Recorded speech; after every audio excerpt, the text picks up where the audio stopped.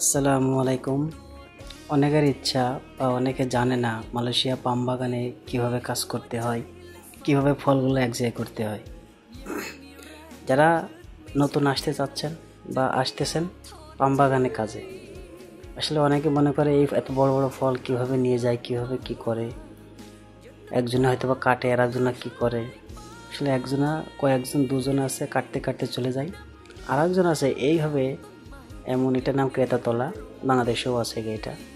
এভাবে স্পেস আইসা ফল উঠাই, তারপরে ওই যে নিচে খুঁড়তেছে ছোটো ছোটো বিচি পড়ে আছে, ওইগুলা খেজুরের মতো দানা, এগুলো খুঁড়তে হয় একটা যেন না থাকে। এইভাবে খুঁটে ঠিক প্রত্যেকটা গাছে গোড়া যাওয়া লাগে। এভাবে আস্তে আস্তে নিয়ে এসে এখানে দুইটা পাইতে দুইটাই নিয়ে আসছে, বেশি পাই না। পরবর্তী আর এক জায়গায় যাবে, আর এক লাইন আর কি, এক এক লাইন আছে। এবার ঠিক এই জায়গায় এসে জমা হবে। এখানে জমা করে লাস্ট এসে ট্র্যাক্টর আছে, ট্র্যাক্টরে উঠিয়ে ডাইরেক্ট ফ্যাক্টরি চলে যাবে তেল হওয়ার জন্য।